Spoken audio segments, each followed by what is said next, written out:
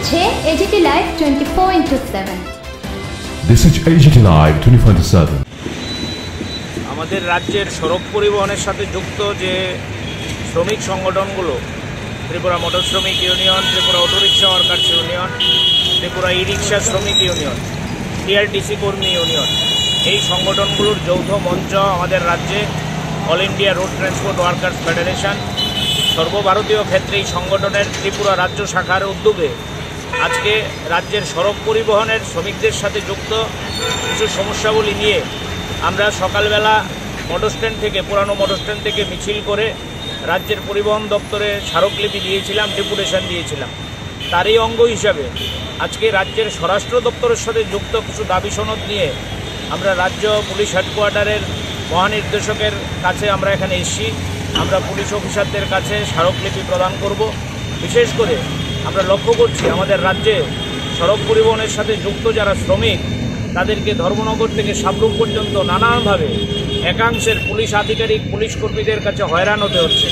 কোথাও নাকা চেকিংয়ের নামে কোনো কারণ ছাড়া ঘন্টার পর ঘন্টা দাঁড়িয়ে রাখা হচ্ছে, কোথাও সেখানে চেকিংয়ের নামে অবৈধভাবে ফাইন আদায় করা হচ্ছে।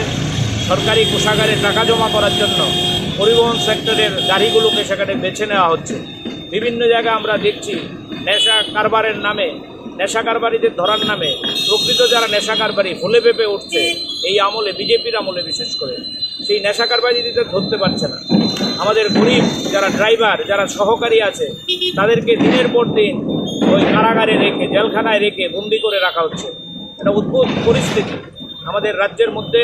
সেখানে সড়ক পরিবহন শ্রমিকদের অবস্থা, এই বিভিন্ন বিষয় নিয়ে 5 দফা দাবি সেখানে আমরা একত্রিত করেছি।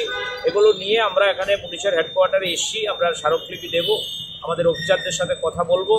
আমরা বিশ্বাসী যে পরিবহন শ্রমিকরা আজকে যে লড়াইয়ের মাধ্যমে তাদের দাবিগুলো পরিবহন দপ্তর এবং স্বরাষ্ট্র দপ্তরে উপস্থিত করছে, আগামী দিনে আমাদের রাজ্যের বিজেপি সরকার যদি এই দাবিগুলো না মানে, আজকে যেভাবে পুরানো মোটর স্ট্যান্ড থেকে মিছিল করে পরিবহন শ্রমিকরা রাস্তায় নেমেছে, আগামী দিনেও তারা আবার রাস্তায় নামবে। এবং সবচেয়ে বড় কথা হচ্ছে এই শ্রমিকদের উপর হয়রানি বৃদ্ধি পেয়েছে 2018 সালের মার্চ মাসের পর।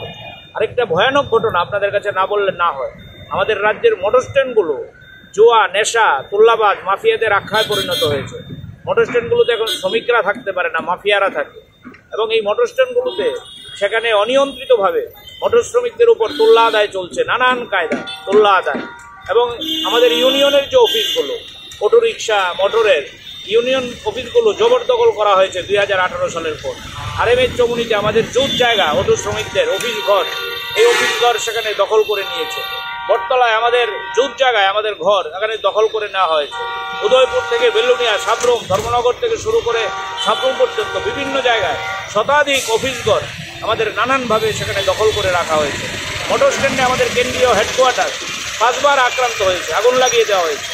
এই আমরা দাবি করব পুলিশের মহানির্দেশকের নিকট যে ইউনিয়ন করার অধিকার গোটা দেশে স্বীকৃত অধিকার, গোটা পৃথিবীতে স্বীকৃত অধিকার, এই ইউনিয়ন করার অধিকার যাতে আমাদের থাকে এবং আমাদের অফিসগুলি যাতে পুনরুদ্ধার করে ফিরিয়ে দেয়, এই সমস্ত দাবি নিয়ে আমরা এখানে এসেছি।